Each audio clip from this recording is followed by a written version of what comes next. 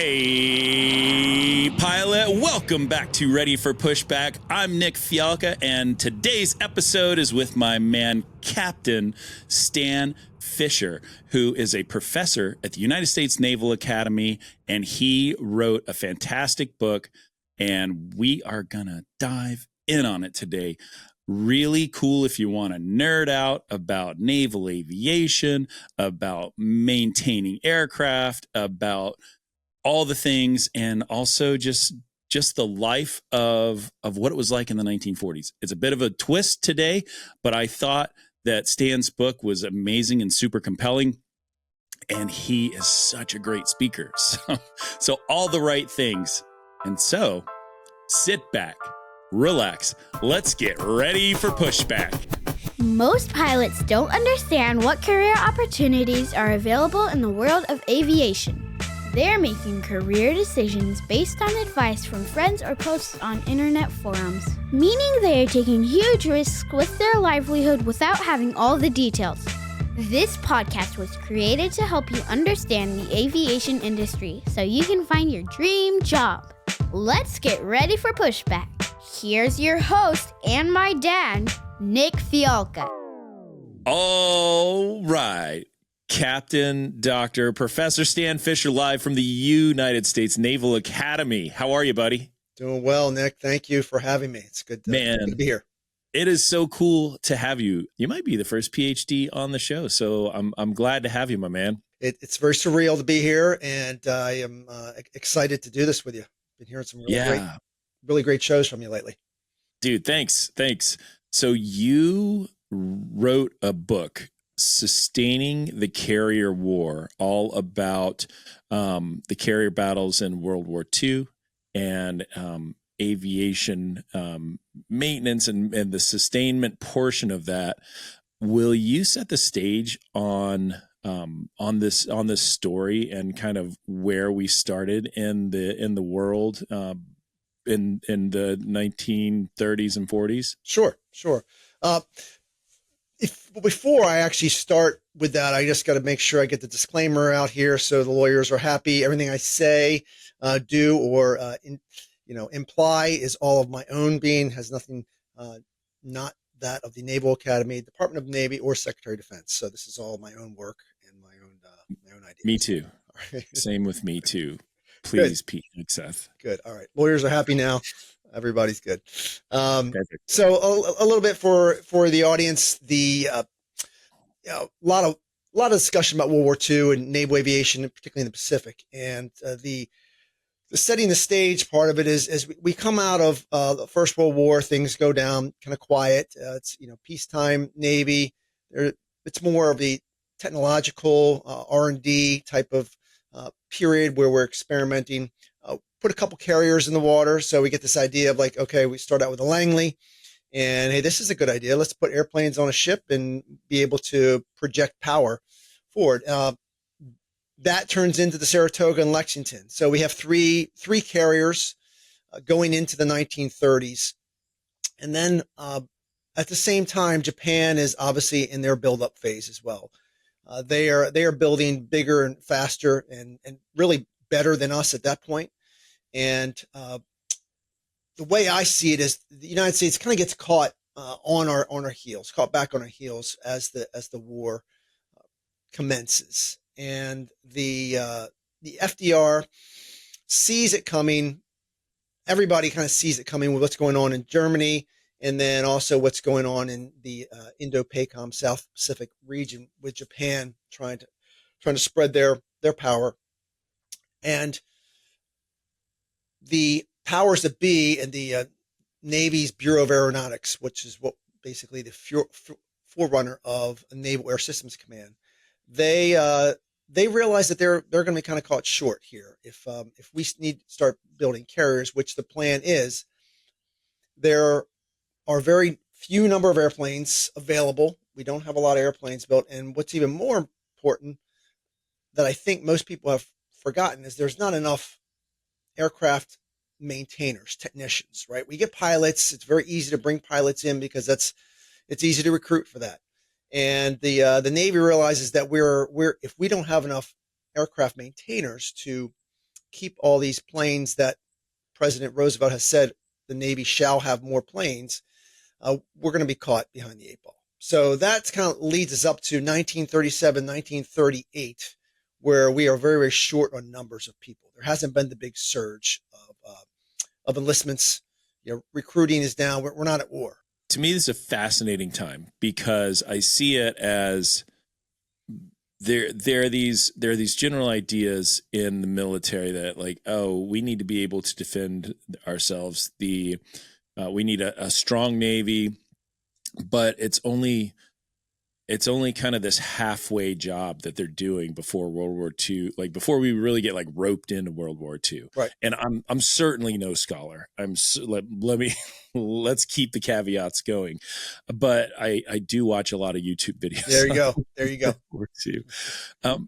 But it also, like, in your book, you talk about all these like really interesting developments in like aviation maintenance that just that are invented.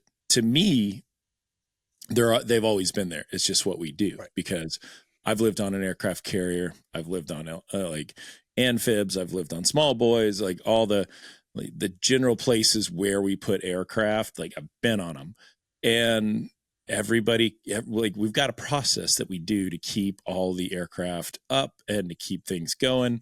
I mean, just as simple as corrosion, right? Like, everybody that owns an airplane has heard about, like, seen or thought about corrosion on their aircraft. But like, I kind of took it for granted that we're in the ocean and it's full of salt water, and these metals are like really susceptible to the salt air and the salt water, and like, talk about some of the really cool things that you saw, like, that were created, that were technological advancements that just kind of blew you away. That's good. Yeah. Corrosion, the naval aviator's arch enemy, right? And you got to kind of put yourself in that time frame, right? As we're coming into the 1930s, most of the airplanes are still made with wood, right? There's very little aluminum. Aircraft aluminum is a thing that we start to see in the 20s, but really even up until the mid 1930s, we still have aircraft that have wooden airframes, fabric on the wings, and so forth. And as the Navy starts to decide and look at this idea of an aircraft carrier and see the actual benefits of it, obviously aircraft are going to get much more technologically advanced, more powerful, and more lethal, so to speak. So, the first thing that happens is they switch from wood frames and start using a aluminum or duraluminum and different metals in the aircraft. So the big concern amongst the experienced technicians out there were like, as they start to see the salt air just kind of eat away at these aircraft, how do we fix that? And so that's where we come up with the ideas of different solvents and different petroleum-based products, which actually are put onto the air, painted onto the aircraft, different types of paints, other things like when parts, today we just, a part shows up, it's in a vacuum pack, it's in a hermetically sealed box, and everything's good. But when you pull it out, obviously it has a bit of that film, that oily film on it, residue, which is all there to stop corrosion, prevent corrosion. All that kind of comes out of this time frame. The idea that, okay, if we can, these are great materials, but the salt water is just crushing it, because the aircraft are not in, like, the earliest carriers, they're out on the deck a lot.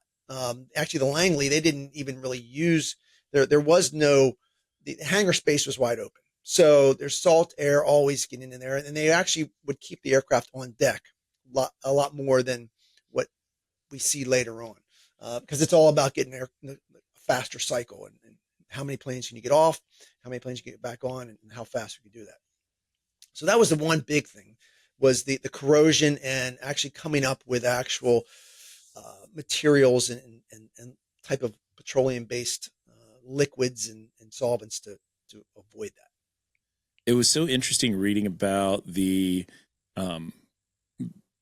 you know, you've got they've got to do it in real time. Like there's no computer modeling. They've got to try a bunch of different things and see what sticks. And also there's a bureaucracy that you've got to get through to get things instituted and then produced and then sent out to the actual like war fighters. Mm-hmm. And it's amazing. I mean, because everything was way slower back then as far as like communication and being able to manufacture something in a kind of hasty manner. But what do you think some of the biggest developments in sustainability, like what are the key points that kind of helped us go from this? Because like if you don't know, if you don't know, like in the 30s, in the late 30s, like the U.S. was neutral about World War II. Like we were not gonna get into it, and it was the attack on Pearl Harbor that really, really pulled us in. And I'm sure somebody's yelling at their computer right now that I'm oversimplifying everything, but let's just keep it simple. Fine. Please, and correct me if I'm wrong. I'm no scholar, but so Pearl Harbor happens. The great giant is awoken, and then we're in a war in the Pacific. We're in a carrier battle in the Pacific, and that's where we are. So, what do you think? What are some of those things that we did that made us from really?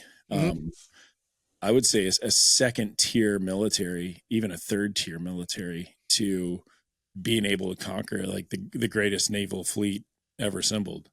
Right. I mean, the easy answer is industrialization, patriotism, the American spirit, all that. Right. But what I've discovered and why I wrote the book is that in terms of naval aviation, I think all those play into it, right? It's more than just one thing.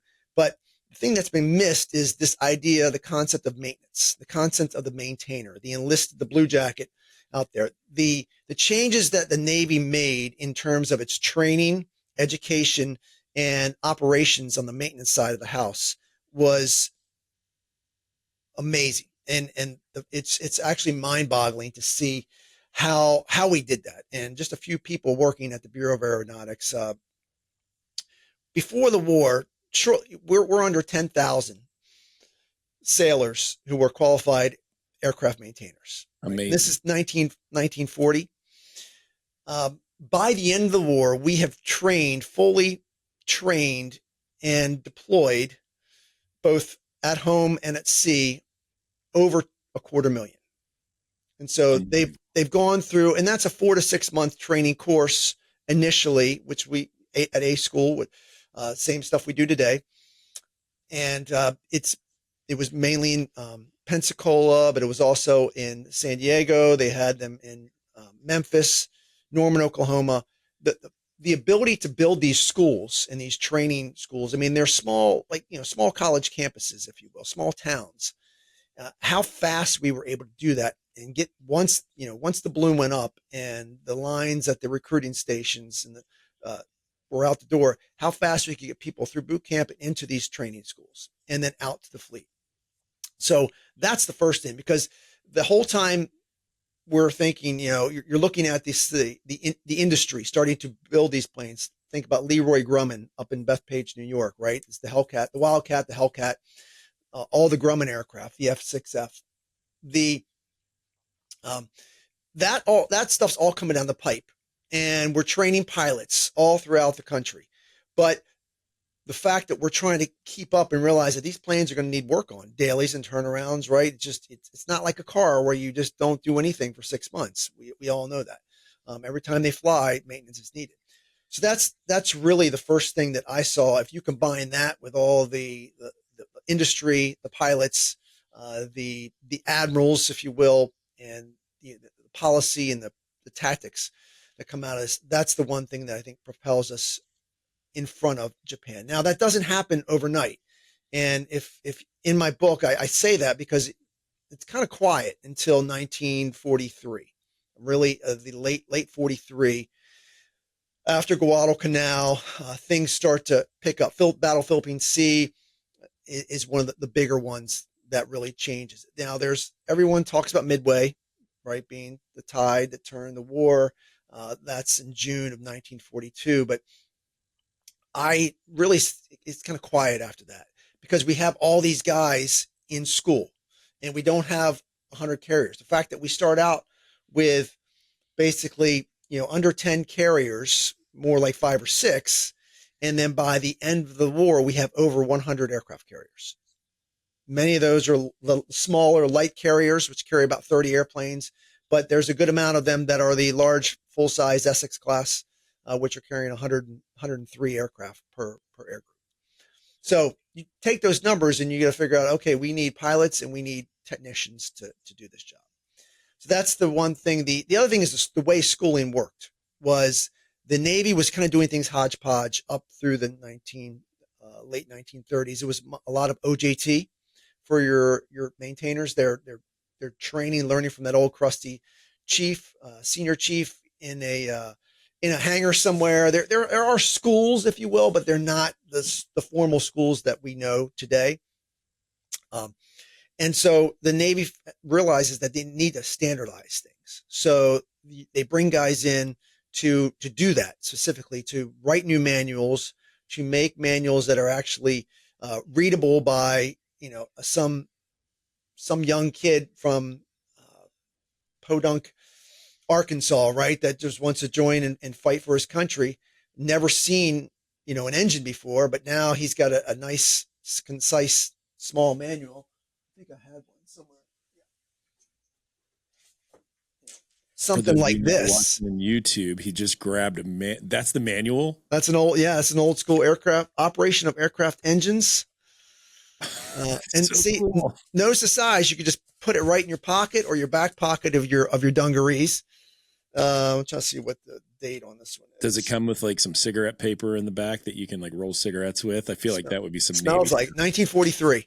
1943. Oh, but I mean, it's very, very. Yeah, it's got a Lucky Strike advertisements on it. Oh my god! Love it. Wild. Yeah, I mean, and they're written to very, very simple drawings, written in a very basic English, intakes to pipes to cylinders. Remember this stuff from back in flight school days, right? And so that's a big one because that allows doesn't matter what the level of schooling is. It is written for someone who cannot, has never seen an engine or someone who's been working on engines for their entire life. So that's one thing. And then the actual schools, they're building schools and they are pumping students through at a rate 4 to 6 months. And you are trained, basically you're a trained A&P and you're ready to go hit the fleet. Those were two big things. I'd say the other one was the integration of women into the maintenance side of the house, right? Most people think that women who served in the Navy or in the military during World War II were nurses or front desk, administration type of jobs. Actually, the Navy brings them in under the program called the WAVES, Women Activated Volunteer Emergency Service, and bring them into the aircraft maintenance side of the house, and they train them. So we actually have, I think, over 75,000 women get trained as WAVES, and a majority of those actually are as aircraft mechanics, whether these are machinist mates, metalsmiths, parachute riggers. They were aerial gunnery instructors. They were instructors for simulators. You probably remember those old school simulators. We first showed up at flight school. I can't think of the names of them, but the box where you get in. Yeah, literally a box that you sat in. Yeah, and they were using those trainers at this time, and the WAVES were actually trained as instructors for those, and so link trainers. There you go. So that allowed for basically the men to go out on the ships and do the maintenance there, while women did most of the maintenance at home guard. So all the training bases, and so to speak, around here, they were out on the line, turning wrenches every day. They were training a lot of the pilots in some of that stuff. So that was a big thing that we actually were able to find a way to support the fleet with males, but had women doing a lot of the really good work at home. So that was something new for society, really, at that time. You know, so many complexities, things like they're making it up as they go, and that to me is they created, you know, all the different things, and that's what's wild about how, and they were successful. That probably is the craziest part. All right, so go ahead. They set up these schools, and they would have classroom environment, right? They would have the classroom day, and the school day would typically start at like 4:30 in the morning, and it would go a good 12, 14 hours. And then that would be the morning shift, the early shift, so to speak. And then the late shift would start about 6:30 in the morning and go, and they would make sure they give them their 8 hours of sleep, but they would go 6 days a week. And they had classroom instruction. Then they were out on the line, or they had mock-ups, or they actual aircraft to work on. And that was a new thing too, because before that we really didn't have a lot of extra models or mock-ups or actual planes for maintainers to learn on, because there were so few in the fleet. I mean, we had, again, less than 1,000 total carrier-based aircraft in 1939, less than 1,000. By the end of the war, we have 35,000. And that doesn't account for the ones that we had lost. That was just, what it turned out. I mean, at some point, Leroy Grumman was producing 500 Hellcats a month for the Navy for an entire year. And so, yeah. I mean, you think about that. How many planes, that's just amazing to a fleet guy now looking at, imagine what that would be like to have a brand new plane, 2 deployments, kick it off, get another one, brand new shiny aircraft. If anybody knows where I can get a Hellcat for cheap, please reach out. I'll go in with you. Yes. Two for the price of one. Let's go. That's wild. So that was awesome to be able to do that, and to be able to keep those, there was never a need for an airplane. There was never a need for us to actually cannibalize, if you will, after about 1943. And that's when everything kind of comes together in 1943, 1944, where all the new carriers are coming off the line, all the new airplanes, all the trained mechanics and trained pilots. And it's all perfectly on an increased slope. The glide slope is just perfect to overcome what Japan had put out there, because Japan had obviously they had taken a beating at Midway with 4 of their carriers lost. So that did hurt them. And by that time, a lot of their pilots had their experienced pilots had expired. Think of the Marianas Turkey Shoot, right? We're just kind of knocking them out of the sky. So now we're really starting to put a nail in the coffin by 1944. Yeah, it's I cannot imagine having been in the Navy from probably a year before the war starts to the end of the war, and how it goes from, man, we're just trying to get by and there's nothing we can do, to all of a sudden you are like, all the planes are there, all the pilots are there, all the maintenance is there, all the ships are there, all the the industrialization, it all kind of comes together, and we're just crushing it. And that's just, I mean, once you get some wins behind you, man, it just pushes you right along to victory. It's so cool. Well, if you're an enlisted aircraft mechanic that, say, maybe you came in 1931, 32, right? And you've got these old, you're working on biplane fighter aircraft at this point, right? With basically a souped up lawnmower engine, right? So you take take a 172 engine or a Piper Warrior engine in there and add a few more horses to it. And that's what they're working on, right? That's what they're used to, right? By 10 years later, you look at the Hellcat and you're talking 2,000 plus more horsepower on these things. So massive, massive engines. So the amount of learning that they have to do on how to work on all of these, these new engines and so much technology. I mean, think about radar, right? And think about radios. Some of these guys came in when we were just, using Morse code to connect down to people on the ground. Now we have, air to air radios. You have air to air gunnery. I mean, all this stuff is within 10 years, 15 years of the Navy, because we didn't do a whole lot of this in World War I, right? That was all Army Air Corps and the Europeans. So the Navy's kind of catching up on this. So these guys have really have to learn on a very fast fire hose type of learning. Man, that is so cool. So let's shift gears a little bit, because I want to know, how do you go down the road of like, hey, I'm in the Navy, I might as well write a really thick book. Like, how do you do this? The easy answer is I just put my head down and went through it, right? No, it's started out with actually my PhD. So as you mentioned, I teach at the Naval Academy. I'm still active duty. And so I'm in a program, they call it Permanent Military Professor program. So I apply basically after my post-department head tour. I'd been in 13 years, I guess, 14, 15 years, something like that, and saw this program that you can apply for if you're an 05 and you have a master's degree and you want to go teach. It's an off-ramp, I guess, from the command track or going and staying and doing a whole lot in the fleet. And the Navy needs experienced fleet officers here to teach as well as to mentor the midshipmen.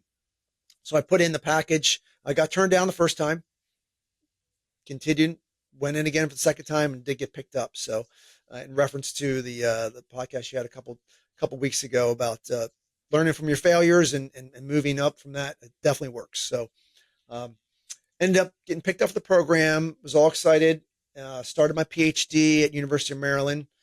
And I wanted to go in history because I already had a master's in military history. I did that while I was in my department head tour. I don't recommend doing that, but I did it on my own time, thinking that it would be it'd be easier than it was. It was not, but still living in San Diego, so still a good deal. And then I got to Maryland, and so it's 4 years. You are a full-time student, basically getting paid as an 05. So it's a great deal. I'm not going to complain about it, but PhD is a lot harder than I thought it would be. I thought it'd be easy. I was a maintenance officer. I was a detachment OIC. I've taken 2 planes out for deployments, Somalia, do all the kind of piracy stuff and seen all that, 250 maintainers. And I'm like, how hard can this be? Well, it was hard. So it was 2 years of absolute just grinding out books and reading. And the whole time the Navy says you have 4 years to do this program, which normally takes 7 years for a PhD, at least at the University of Maryland in history. And so I started working with my advisor, and he said, so what do you want to do? And I was like, well, I'm obviously a naval officer. I'd like to do something that has to do with the Navy, like World War II. I'm a pilot. And so we got to talking and came up with this idea of like, no one's ever written about aircraft maintenance. Yeah, but also you other than being a maintenance officer, like being a maintenance officer is basically like signing off that everybody did a good job. Like you're not a wrench turner. No. And you don't have any background in turning that wrench. So like it seems like researching that and learning the lingo for it would be harder than you would think. Well, it was. He said, go see what you can find out about this. And I started digging around, and there's nothing written on it, right? There's nothing. Hollywood's not really going to make a movie about a bunch of blue jackets turning wrenches and doing dailies and turnarounds and all. Yeah, that's not going to sell. And so it's not but it is a big piece of that battle history that just hasn't been told. So, and how we sustain. And so all those guys, Butch O'Hare and Jimmy Thatch, so they can do what they did doesn't work without, some 18, 20-year-old down there, plane captain doing all the work on the airplane. So the research part of it, I had to dig into some files that the Navy had put away and kind of in the dust off some, some old boxes and microfilm and look, and the Navy did an administrative history basically of the war.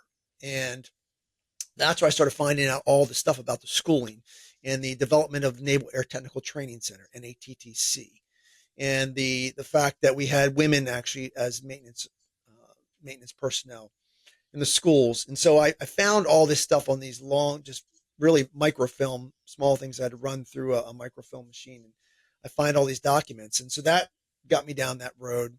That was basically about 2 years into my PhD. And then I spent the last 2 years, combing through archives, combing through this material and putting together an actual dissertation, which the book grew out of dissertation. It was, I had to add some more narrative, aka stories to it to make it actually, a little bit more interesting than just an academic type of presentation.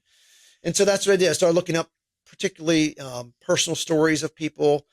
I'm from Baltimore, so fortunately I found some good ones from a couple people in Baltimore. One woman who was from Dundalk, she was ended up joining the waves and basically working through that. She tells a good story how she was there were in her class, I think when she showed up, there was about 100 women in that class, and there was somewhere around 2,000 men at the school at the same time. And her comment was, there was no wanting for dates at any time, and everybody was great. Her odds were great. Yes. Her father owned a mechanic shop in Dundalk, so she knew her way around. But it was really cool to see these things. Another group of another story was a young black man who was actually a kid working in Baltimore for at that point was Glenn L. Martin and Martin Marietta, basically, and working on airplane wings. And as a civilian, he had graduated from Frederick Douglass High School. And so the war kicks off and he enlists, and they end up sending him down to Pensacola and goes through the whole training. And it's kind of neat to follow these people through and see what they go through. So after that, after I graduated, dissertation was done, I found a publisher here with the Naval Institute Press, and they were interested in this concept of the book. And so I worked with them for probably I took about a year off of not doing anything, just teaching, and then got back on it. And about 2 more years later of work and adding somewhere around, I think I came out with about 80,000 word is what the book is. I think I had add about 25,000 more words to the actual dissertation, and then published it in 2023. Again, could I have done this if I was in the fleet deployed? I'm not sure. But being here, this is part of our job. We're supposed to research and write and publish. So I'm blessed to have that opportunity. Yeah, I can barely send 3 emails in the fleet. So writing 100,000 word book, not a chance. Okay, well, let's switch gears because you are a listener to the show, right? Oh, I love it. Love it. I do. So you're a naval aviator, and you've got some time left, and you're getting out. So what's your game plan? It's funny because my game plan has changed many times over the years, right? Right. We all start thinking we're going one way, and then life happens in many different twists and turns. I thought, as you probably came in with the whole idea, we wanted to be Maverick. Saw Top Gun in the 80s, and I was all about that Tomcat, right? I'm not jet material. You are now. I know. That's true. You're just not yanking more than 30 degrees angle bank. Yeah. Not pulling a lot. I just push the button and it goes. Yeah. And so I ended up flight school, selected helicopters, or helicopters selected me. And I was way down on my list, but it was rough at first. I was like, oh, there goes my goal of flying Tomcat more than just once as a midshipman during my first class cruise. But ended up loving it. Just love the aerodynamic, love the idea of hovering and flying helicopters. As you know, is fun. It really is a fun. It's a great job to have in the fleet, and we do some really good flying. That took me again up to this PhD thing, this permanent military professor program. Did a lot of flying with that. Never went back to fixed wing other than my T-34 days. And I got to the point in all right, I'm going to be, an academic, and this is kind of where the Navy's sending me for the second half of my career. So I'm going to make the best of it. And it's been great.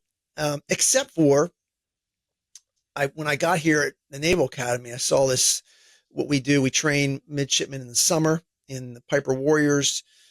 So they get about 10 hours and they get to their solo.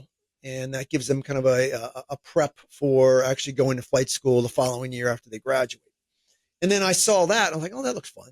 And it's all done by staff here. And we also supplement with some civilian CFIs. And so that really piqued my interest. And I looked, I'm like, oh yeah, a lot of these guys are helo guys. They're all doing this. So started talking with them about that program. And I actually got involved with that. And then at the same time, learned about the flight team. So we have a flight team where we have midshipmen who all have their PPL, and they compete in an intercollegiate circuit. So it's called NIFA, National Intercollegiate Flight Association. And so they're all college students, and most of the schools are obviously civilian schools, but Army is involved with it. I believe Air Force is, Coast Guard, and Navy. And we compete, and they needed an officer rep. So they needed a coach, if you will. And so there are two of us. Actually, one of your clients is my other coach. And it always comes back around. Served him well. He actually turned me on to Spitfire as well. And he did just get a CJO. So it's good for him. All right. Harrier guy, F5 guy. But so he and I decided that, they need, it's turnover every 3 years or so. People will leave this job, except for me. I stay here longer. And so I've gotten involved with these mids. And so we have about a dozen to 15 who are pretty active, and they raise their own money for the flight hours. We basically rent from a company, and we go over precision landings, a lot of VFR navigation. They do a lot of stuff with the Redbird, training simulators, emergencies. They do safety briefs. All this stuff is graded and evaluated by people like yourself and mostly civilian pilots who are out there. Some of them former military, but they, a lot of volunteer work. You talk about that on the show a lot, how to give back. And I see that with you guys from majors coming out, and they are giving advice to the midshipmen. They're grading them and evaluating them. And it's really nice because you get to see they get to see the safety aspect of it, the general aviation side of it. And they're all going to hopefully go and fly gray airplanes or gray helicopters in the fleet. But this is an opportunity for them to see the other side of the majority, the most, of what happens in the civilian world. And so I ended up getting on board with them, and it's been a really fun year. I got 2 more years of doing that with them, and they try to raise money through different ways, through direct donations to the Naval Academy designated to the flight team. There's also a nonprofit that's out there, Friends of Naval Aviation, that raises money for the flight team, and basically they pay for their own hours, and it's really awesome to see them learn on these aircraft, knowing that they're going to go to the fleet and be a safer aviator as well as a better aviator, I think, at least when they first show up compared to everybody else. Yesterday we were speaking on the phone, kind of pre-game in the show, but you brought this up, and I was wild because the first officer that I was flying with is one of the guys that volunteers with the flight team to do the evaluations and all that. And I mean, he talked about that. He doesn't know I have a podcast, but he talked about that for 3 days straight. Oh, that's awesome. How fun it was. And I had it's such a cool thing. All right. Tell, what's the name of the organization again, in case any listener wants to donate a couple bucks to the kids? Oh, that's great. Friends, make sure I got it right here. Friends of Naval Academy Aviation. All right. Friends of Naval Academy Aviation. And 501c3. I'll make sure I send you the link you can put in the show notes if people are Yeah. interested in doing that. But For all y'all big time airline guys and gals that need to find some place to put some money so you don't get taxed on it. It's a good spot for it. Yeah, we're always looking. Anybody wants to donate an airplane, these mids would love to have some nicer 172s or something that's like a Grumman F4 or something. Yeah, exactly. That's what I was thinking. I was thinking an F4 or an F6F if someone's got one laying around. We'll take a P-51 as well. That's cool too. Yeah, precision landings in a P-51 probably are pretty tough. Wild. All right, but you're getting out, man. It's coming down. Like the sun is setting. Are you sad? To be honest, no. I think I'm ready. 28 years. I got 2 more to go. So the sun is still kind of high on the horizon, or the azimuth is still up there. But it will be a bittersweet day when I do take off the uniform. But it'll be knowing that I'm going to another career, and I feel like I've given as much as my time. I've given 2,500 hours of mostly helicopter time to the Navy, and way more than that probably in the classroom, whether it was through safety school or as a WTI tactics instructor, or here at the academy mentoring these midshipmen. That's what I'll probably miss the most, is the mentoring aspect and seeing these midshipmen. They're so bright-eyed and so excited about what you and I went through 20 plus years ago and getting to the fleet. And most of your listeners would understand this, right?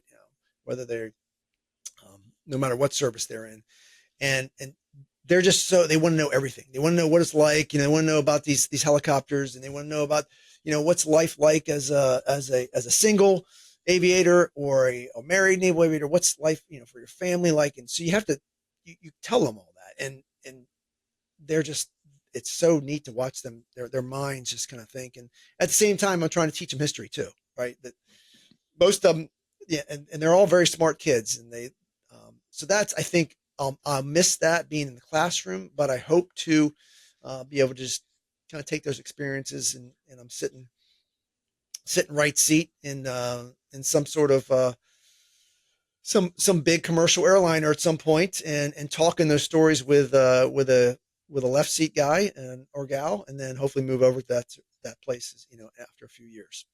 Yeah. Well, I hope part of your history is about Trader John's. Oh yeah. And maybe even Flounders and McGuire's. Oh, best key lime pie ever. Flounders in Pensacola, Florida. If y'all don't know about it, you need to know. Yeah, my mom actually sat next to Trader John before he passed away years ago. She said, "I just got off the plane." This was back in the late '90s, and I just got, and this guy told me about this place he owns, and she comes in and she hands me his business card, and it's Trader John. Like it was him. I was like, "You just were on a plane with Trader John?" She's like, "Yeah, I didn't." And so I have that card somewhere. Oh, keep it, buddy. That is so cool. So for those of you that don't know, Trader John was he owned this bar in downtown Pensacola before downtown Pensacola was like a nice place, the nice place that it is now. It was a tumble down derelict place. And he had this bar that was filled with aviation memorabilia, like filled with naval aviation. And he would wear 2 different colored socks every day. And he was a quirky, like he was the king of town. He was like this wonderful, beautiful, like person that just is part of the history of naval aviation. Cause he just loved it. And so cool. I wish somebody would write a book about him, man. Yeah. That's a good idea. I'll think about that for my next one. Dude, that would be so cool. Oh man. Yeah, buddy. I love that you were able to write this book, and I love, like, it's so well put together, and it boggles my mind that you can go down the path of being in the military and go down the path of really investing the time and effort it takes to maintain a family and write a dissertation and to then turn it into a book and maintain a professorship, like all these different things. Like, well, what a huge amount of time. So it's been fun. It's definitely been fun. I've gotten a few more gray hairs since I got here in 2019. But well, you're in 06 now. That's what it's all about. I know. It's true. Well, I'm going to come to Annapolis and buy you a beer because I feel like you probably need one. I'm looking forward to it. I'll take you up on that. Second round's on me, though. All right. That's great. We'll go to the... see how many of these books you can sell for me. Appreciate that. Well, that's it. Hold it up right there. Sustaining the Carrier War by Stan Fischer. He, you can get it just about anywhere you can buy a book too, right? Yep. Amazon or Naval Institute Press, anywhere. Pretty much where all books are sold. And there's an audio book as well. Oh yeah. So that's the big thing I see. A lot of people are doing audio books now. And so there's a digital book, so an ebook for your reading enjoyment in the cockpit, as well as any other time, or you can do the audio book while you're driving to and from when you're commuting to and from base. I know that works for a lot of people. Or you can put it on your Bluetooth in your headset when you got some jerk captain like me yapping at you. As long as it's within FAA regulations, I don't know. That's right. You guys I didn't say nothing. I'm not there yet. Still getting closer. Still gonna get that ATP and all that stuff down the road next year or so. Man, dude, thank you for coming on the show. Thank you for sharing your book and your wisdom. What an amazing story. Well, it's been fun. I've learned so much from your show, and this has been really a great opportunity and just an honor to be here and talk. And you're easy to talk to, man. It is comfortable. This is a very comfortable podcast. So those of you who are out there that want to, interested in doing this and a little hesitant, Sir Nick will put you right at ease. It's a good time. Yeah, come on. I'd love to have you. Let's get it. Awesome. Thanks, Nick. All right, pilots, that's the episode. I hope you've really enjoyed it. But before you go, do me a quick favor, subscribe to my show and leave me a review. Give me a 1-star review if it was totally worthless. Give me a 5-star review if it was the most amazing thing you've ever heard. I want to hear from you. So if you can give me a review, subscribe to the podcast, make yourself a little bit better, I will be happy. You'll be happy. We'll keep crushing. I cannot wait to see you on the next episode.